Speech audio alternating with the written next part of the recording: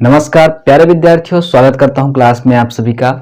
आज मैं जो पढ़ाने वाला हूं फिनॉल के केमिकल प्रॉपर्टीज पढ़ाने वाला हूं। पिछले क्लास में हमने आपको बताया था फिनॉल के कई सारे प्रॉपर्टीज बताए थे, लगभग 3 बताए थे। इसके साथ ही सबसे जो महत्वपूर्ण चीज मैंने बताया था कि फिनॉल और साइक्लोहेक्सेनॉल को कैसे आइडेंटिफाई करें। तो बहुत सारे बच्चों का एक प्रॉब्लम मैंने देखा है। अभी कुछ दिन पहले मैंने साइक्लोहेक्सेनॉल का एक पोस्ट किया था, आप सभी ने देखा होगा। यदि आपने देखा होगा कि मैंने इस प्रकार से लिखा था, इस प्रकार से एक चित्र बनाया था और पूछा था कि क्या इसका नाम आपको पता है। तो कई सारे बच्चों का जवाब जो आया था वह फिनॉल आया था कि फिनॉल है, ये फिनॉल है और C6H5OH। इस प्रकार से कई सारे फ्रेंड्स हमें कमेंट किए थे, तो जो कि बिल्कुल भी रॉन्ग है। फिनॉल इसका नाम बिल्कुल भी नहीं है, जैसे कि मैंने आपको बताया है। आप फिनॉल के पार्ट 4 यानी कि चौथी जो क्लास है, इसके पार्ट 4 क्लास में आपको जाके देखने को मिल जाता है।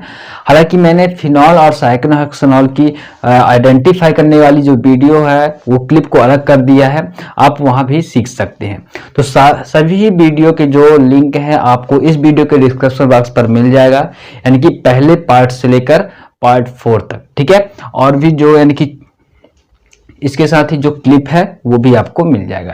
तो चलिए आज का क्लास शुरू करते हैं। आज हम पढ़ने वाले हैं केमिकल प्रॉपर्टीज। आज हम युग्मन पढ़ने वाले हैं और इसमें हम देखेंगे कि फिनॉल जो होता है डाईएजोनियम क्लोराइड के साथ क्रिया करके क्या देता है, ठीक है। इसमें हम सबसे पहले हम डाईएजोनियम क्लोराइड लिखते हैं। देखिए डाईएजोनियम जो क्लोराइड होता है इसका जो फार्मूला होता है N2Cl होता है। इसको लिख लीजिए, diazonium chloride, all right, chloride, ठीक है फ्रेंड। इसको हम फिनॉल के साथ जब क्रिया कराते हैं, देखिए ये फिनॉल है, ठीक है फ्रेंड्स। याद रखना फिनॉल को किस प्रकार से हम प्रदर्शित करते हैं, इस प्रकार से प्रदर्शित करते हैं। और जब भी हम साइक्लोहेक्सेनॉल को प्रेजेंट करते हैं तो उसके अंदर रिंग नहीं बनाते हैं, ठीक है। इसके बारे में पूरा डिटेल से जानकारी चौथी क्लास में मैंने दिया है, ठीक है। तो वहां जाके चीज़ों को समझिए। मैंने आपसे क्वेश्चन किया था, सभी बच्चे ने, लगभग सभी बच्चे ने इसका गलत जवाब दिया था। एक स्टूडेंट का जवाब जो आया था वो सही था, ठीक है। बाकी का जो मुझे जवाब मिला वो सभी का गलत था। तो इस चीज़ को सुधारे, अन्यथा एग्जाम में आप ये चीज़ें गलतियां करेंगे। फ्रेंड्स डाईएजोनियम क्लोराइड है, ये क्या है, फिनॉल है। ये क्या है, फिनॉल। अब डाईएजोनियम क्लोराइड को फिनॉल के साथ क्रिया कराने पर, यानी कि फिनॉल डाईएजोनियम के साथ जब क्रिया करता है ये क्षारीय माध्यम में क्रिया करता है। क्षारीय माध्यम मतलब NaOH की उपस्थिति में हम इसकी क्रिया कराते हैं। तो देखिए क्या बनता है, लेकिन देखिए मैं इसको इस प्रकार से लिख देता हूं। अब इसका नाम तो जान चुके ना, डाईएजोनियम क्लोराइड है, फिनॉल। अब देखिए मैं इसको इस प्रकार से लिख देता हूँ, ठीक है। सुविधा की दृष्टि से मैं इसको इस प्रकार से लिख देता हूँ। देखिए डाईएजोनियम को हम इस प्रकार से लिख देते हैं N2Cl प्लस। देखिए फिनॉल को हम इस प्रकार से लिख देते हैं कुछ, देखिए फिनॉल ही लिख रहे हैं ना, और कुछ भी नहीं लिख रहे हैं, ध्यान देना इस चीज़ को। देखिए फिनॉल यहाँ पास H होता है तो उसको हम उस हाइड्रोजन को बाहर कर दिए, बस इतना किया, कुछ नहीं किया है पास हम। अब क्षार ले लेते हैं, हम एक क्षार ले लेते हैं NaOH। इसका नाम आपको मैंने बताया था ना अभी, डाईएजोनियम क्लोराइड, लिख लीजिएगा इसका नाम। अब देखिए यहाँ पास क्या होता है, जो ये सोडियम है, ये सोडियम इस क्लोरीन के साथ क्रिया करता है और NaCl बना के निकल जाता है, ठीक है। NaCl बना के निकल गया। अब ये OH क्या करता है, ये OH जो है इस वाले हाइड्रोजन के साथ क्रिया करता है, और ये Na किसके साथ करता है, इस क्लोरीन के साथ करता है। तो ये OH जो है ये क्या बना लेता है, इस हाइड्रोजन के साथ H2O बना लेता है, ठीक है। तो हमारे पास क्या बचता है, हमारे पास क्या बचता है, देखना जरा ध्यान से देखना। ये हमने इसको बनाया, यहाँ पास सेम चीज बना दिया N2, ठीक है। अब देखिए यहाँ पास का क्लोरीन निकल गया, ये हाइड्रोजन निकल गया, ठीक है, H2O। लेकिन यहाँ पास का जो बॉन्ड है ये बचा, ये बॉन्ड क्या करेगा, ये वाले नाइट्रोजन के साथ कनेक्ट हो जाएगा, ठीक है। देखिए हम N2 को इस प्रकार से भी लिख सकते हैं, N डबल बॉन्ड N। और ये एक बॉन्ड, ये वाले बॉन्ड यहाँ जुड़ जाएगा, ठीक है, इस वाले नाइट्रोजन से, ये बॉन्ड इस नाइट्रोजन से कनेक्ट हो जाएगा, ठीक है। तो ये बन जाएगा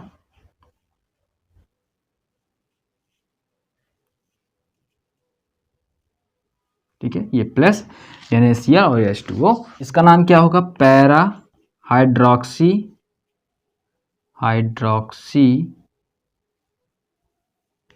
एजोबेंजीन।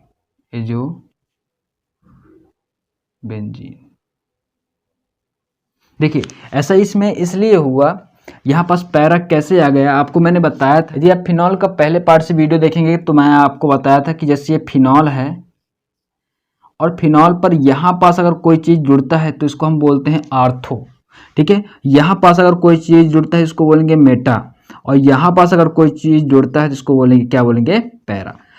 सेम इसी प्रकार इस प्रकार इधर भी होता है, यदि इधर जुड़ता है आर्थो, इधर जुड़ता है तो मेटा, ठीक है, और ये नीचे जुड़ता है तो पैरा होता है, ठीक है। ऑलराइट, तो ये चीज़ें थोड़ी सी ध्यान रखें।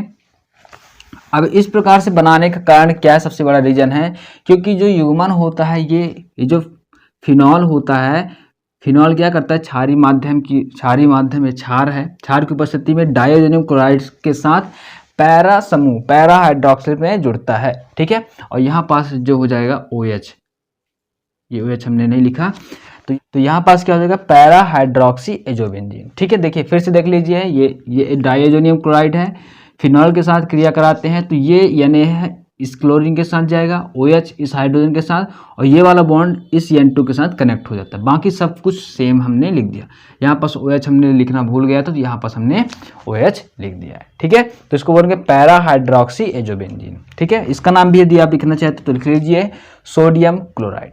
ऑलराइट, तो आप इसका एक स्क्रीनशॉट ले लीजिए, फिर हम आगे बढ़ते हैं।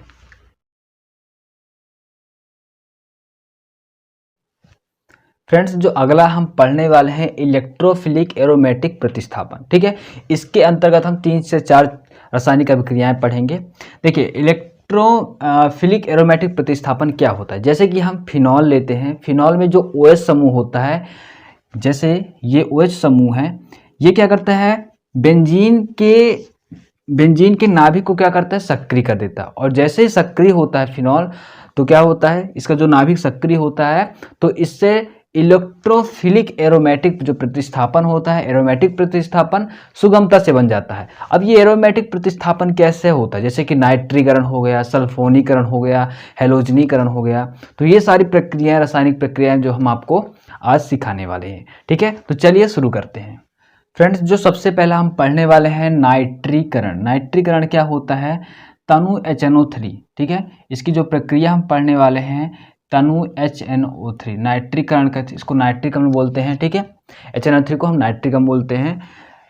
इसमें खास बात क्या है, एक चीज़ यहाँ पास लिख लीजिए, देखिए 2 चीज़ यहाँ पास लिख लीजिए। एक OH समूह, OH समूह क्या करता है, बेंजीन के नाभिक की सक्रियता को बढ़ाता है, और जैसे सक्रियता बढ़ता है तो क्या होता है, एरोमेटिक प्रतिस्थापन अभिक्रियाएं शुरू हो जाती है, जैसे नाइट्रीकरण हो गया, सल्फोनीकरण हो गया, हाइलोजनीकरण हो गया, ये सारी प्रक्रियाएं आसानी से हो जाती है, ठीक है। लेकिन जो इसमें से हमें मिलता है, जो प्रक्रियाएं होती हैं, वह आर्थो एवं पैरा व्युत्पन्न देते हैं, ठीक है। कैसे वो समझेंगे सब चीज, बस लिख लीजिए आर्थो एवं पैरा व्युत्पन्न देते हैं। देखिए सबसे पहले हम क्या करेंगे, एक फिनॉल लेंगे, बड़े ध्यान से चीजों को समझना। देखिए फिनॉल लिए, अब जैसे कि मैंने आपको बताया है कि ये आर्थो है, ये मेटा है, ये पैरा है, तो यहाँ पास मैं आर्थो और पैरा इसलिए लिखा है क्योंकि जो रासायनिक प्रक्रिया, जो भी हमें रिएक्शन प्राप्त होगा, ठीक है, जो भी हमको प्रोडक्ट मिलेगा वो आर्थो और पैरा के फॉर्म में होगा। कैसे होगा, देखिए जैसे कि इस पर हम तनु HNO3 की क्रिया कराते हैं, ठीक है, तो मैं इसको इस प्रकार लिख देता हूँ HONO2, ठीक है। तनु मैंने कुछ भी नहीं किया है, इस प्रकार यदि इस चीज़ को ध्यान से देखिएगा तो मैंने कुछ भी नहीं किया है। मैंने क्या किया है, HNO3 को, इसका एक ऑक्सीजन यहाँ पास लिख दिया है, और NO2, ठीक है, चाहे इसको लिखें या इसको लिख दीजिए, दोनों चीज़ सेम है। अब समझना, हमको चाहिए आर्थो और चाहिए पैरा, मेटा तो बिल्कुल भी नहीं चाहिए। तो क्या करते हैं यहाँ पास से हमें एक हाइड्रोजन यहाँ होता है, एक हाइड्रोजन यहाँ उपस्थित होता है, पहले से उपस्थित होता है, ठीक है। तो क्या करेगा, इस ये दो चीज प्रदर्शित करेगा, यहाँ पास का जो OH है इस वाले हाइड्रोजन के साथ क्रिया करके H2O निकल जाता है, ठीक है, H2O निकाल देंगे, इसमें भी वही चीज होगा, तो यानी कि 2H2O। अब क्या बचा, NO2, तो हमारे पास बचेगा OH, एक आर्थो के जगह पे जुड़ेगा NO2 और एक पैरा समूह पर जुड़ेगा। बस इसकी रासायनिक प्रक्रिया यहीं तक है, NO2, ठीक है। यहां बिल्कुल भी नहीं जोड़ना, ठीक है, छोटी छोटी चीजों को ध्यान रखिएगा। Ortho Meta para, ortho Meta para, तो आर्थो हमको दे रहा है ortho nitrobenzene, ortho nitrophenol, ortho nitrophenol, और एक होगा पैरा नाइट्रोफिनॉल, ठीक है। इस चीज का थोड़ी ध्यान रखें, ठीक है, दो चीज ही प्राप्त होता है। हाँ, और ये HNO3 को हमने क्या किया है, इस प्रकार से लिख दिया है, ठीक है। तो ये था नाइट्रीकरण। नाइट्रीकरण तनु हो तो ये प्रक्रियाएं होती है, आर्थो नाइट्रोफिनॉल और पैरा नाइट्रोफिनॉल होता है। अब देखिए, जब ये मिश्रण होते हैं, इस मिश्रण को हम भाप आसवन के द्वारा क्या करते हैं, अलग करते हैं, भाप आसवन के द्वारा अलग करते हैं। तो क्या होता है, जो आर्थो नाइट्रोफिनॉल होता है ये क्या करता है, अंतः अणुक बनाता है, ये अंतः अणुक हाइड्रोजन बॉन्ड बनाता है, और ये क्या करता है, अंतर अणुक, ठीक है, ये अंतर अणुक हाइड्रोजन बॉन्ड बनाता है। यानी कि कहने के तात्पर्य, अंतः अणुक मतलब इंट्रामॉलिक्यूलर, और ये होता है इंटरमॉलिक्यूलर, ठीक है। दो चीजों को अंतर समझना, अंतः अणुक मतलब इंट्रामॉलिक्यूलर। अब ये अंतः अणुक और अंतर अणुक क्या है, ये आप 11th में बखूबी पढ़ा होगा, ठीक है। हाइड्रोजन बॉन्ड जब बनते हैं तो अंतः अणुक क्या होता है, अंतर अणुक क्या होते हैं, वो आपने समझा होगा, ठीक है। थोड़ी सी मैं और समझाऊंगा इसको, इसका एक स्क्रीनशॉट ले, फिर हम आगे बढ़ते हैं। प्यारे विद्यार्थियों, जैसे कि आपने इसको तो समझ लिया होगा, हम इसको क्या कर रहे हैं, यहाँ से हटा रहे हैं। अब इसको थोड़ी ध्यान से समझना। जब हम इस मिश्रण को, देखिए ध्यान समझना, इस मिश्रण को, इस पूरे मिश्रण को जब हम क्या करते हैं, अलग करना चाहते हैं, तो क्या किसके करते हैं, भाप आसवन विधि द्वारा। किसके विधि द्वारा, भाप आसवन के द्वारा हम क्या करते हैं, इसे अलग करते हैं। तो हमें क्या प्राप्त होता है, जो ये आर्थो नाइट्रोफिनॉल होता है,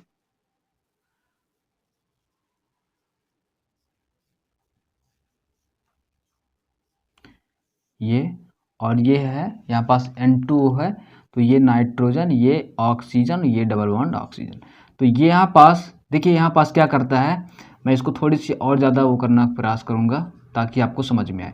यहाँ पास में एक बॉन्ड बनाता हूँ, इसको हम बोलते हैं हाइड्रोजन बॉन्ड, ऑलराइट, इसको हम बोलते हैं हाइड्रोजन बॉन्ड। यानी कि एक ही सूत्र पर बॉन्ड बना लेना, उसको हम बोलते हैं अंतः अणुक। क्या बोलते हैं, अंतः अणुक, ठीक है।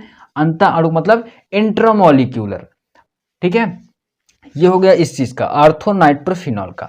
अब यदि हम बात करें पैरानाइट्रोफिनॉल का, तो पैरानाइट्रोफिनॉल क्या करता है, जैसे एक पैरानाइट्रोफिनॉल, फिर दूसरा पैरानाइट्रोफिनॉल, यानी कि कई सारे समूह बन जाते हैं। जैसे आपने H2O को देखा होगा, H2O कैसे बनता है, इस प्रकार से बनता है, हाइड्रोजन बॉन्ड, फिर ये ऐसे आपने देखा होगा, है ना। तो इस प्रकार से बनते हैं, यानी कि कई सारे आप H2O को लेंगे तब जाके वो बनता है। तो वो कैसा होता है, अंतर अणुक होता है, ठीक है, इंटरमॉलिक्यूलर होता है, ऑलराइट। तो ये चीज हो गया कौन सा, आर्थोनाइट्रोफिनॉल का अंतः अणुक। अब देखिए इसको देखते हैं पैरानाइट्रो का। पैरानाइट्रो में क्या होता है, OH जैसे है, और ये फिनॉल हमने बना लिया, ठीक है, जैसे दिया है हमने उसको बना लिया, ये वाले को, ठीक है। हम इसको, अब ये ऊर्ध्वाधर है, इसको हम 36 लिख लेते हैं, N डबल बॉन्ड O और ये O, ठीक है। अब यहाँ पास से फिर हम जोड़ देते हैं, ये हाइड्रोजन जोड़ दीजिए, O फिनॉल,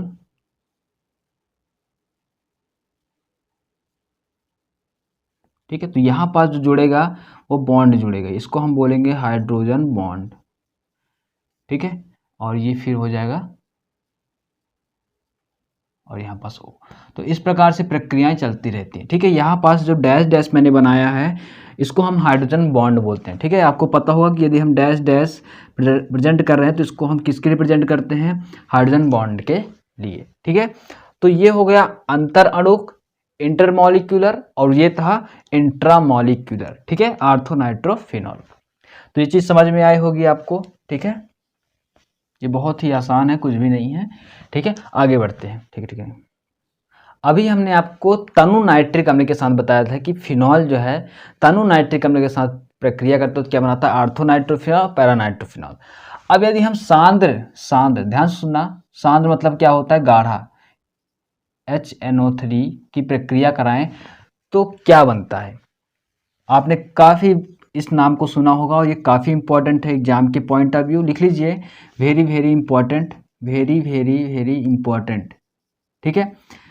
जब सांद्र नाइट्रिक अम्ल के साथ क्रिया करता है HNO3, ठीक है, सांद्र के साथ, तो डियर ये बनाता है पिक्रिक अम्ल। ऑलराइट, पिक्रिक अम्ल, ध्यान से सुनना मैं क्या बोल रहा हूँ, पिक्रिक अम्ल। और पिक्रिक अम्ल में क्या होता है, इसमें जो NO2 है, ठीक है, इसको हम इस प्रकार लिख देते हैं HONO2, इस प्रकार लिख देते हैं। तो सभी से 3 जगह से H निकलेगा, एक H ये, एक H ये और एक H ये। तो यहाँ से NO2 जुड़ेगा, यहाँ NO2 जुड़ेगा और एक NO2 यहाँ जुड़ेगा, ठीक है। ये 3 जगह हैं जहाँ NO2 जुड़ेगा। अब इसकी नंबरिंग करेंगे तो नंबरिंग देखिए कहाँ से करेंगे, 1 2 3 4 5 6 करेंगे, ठीक है। अब इसका नामकरण यदि हम करें तो ये फिनॉल है, फिनॉल। देखिए घबराया मत करें किसी चीज़ को देखकर, देखिए हम यहाँ पास हाइड्रोजन निकाल दिए हैं तो इसका नाम बदलेगा नहीं, क्योंकि हम हाइड्रोजन इसमें उपस्थित था उसी हाइड्रोजन को निकाल दिए हैं, ठीक है। ये साइक्लोहेक्सेनॉल की तरह कंफ्यूज मत हो जाना है, ठीक है, क्योंकि साइक्लोहेक्सेनॉल को ही फिनॉल बता देना, ऐसे बिल्कुल भी मत करना। अब यहाँ पास देखिए इसका नामकरण करते हैं, तो देखिए नामकरण मैं आपको सिखा देता हूँ थोड़ी सी। जैसे यहाँ पास 2 नंबर है, ठीक है। अब देखिए जो NO2 है, नाइट्रो कितने जगह है, 1 2 3, तो यहाँ पास हम लिखेंगे 2, 4 पर है कॉमा लगाएंगे और 6 पर है, ठीक है, ये 6 पर है, 2 4 6, कितने हैं 1 2 3, तो यहाँ लिखेंगे ट्राई, इसको क्या लिखेंगे, ट्राई। अब ये क्या है, नाइट्रो है तो इसको लिखेंगे नाइट्रो। अब ये क्या है, OH अगर लगा हुआ है बेंजीन पर तो उसको हम क्या बोलते हैं, फिनॉल बोलते हैं, तो ये फिनॉल हो जाएगा, ठीक है। फिनॉल से ट्राई 2 4 6 ट्राई नाइट्रोफिनॉल, तो ये हो गया। इसको हम पिक्रिक अम्ल भी बोलते हैं, पिक्रिक अम्ल, इसको हम क्या बोलते हैं डियर, पिक्रिक अम्ल। बहुत इंपॉर्टेंट है, एग्जाम में कई बार पूछा जाता है, ठीक है, इस चीज़ को याद रखना। तो इसके स्क्रीनशॉट लें, फिर हम क्या करते हैं, आगे बढ़ते हैं।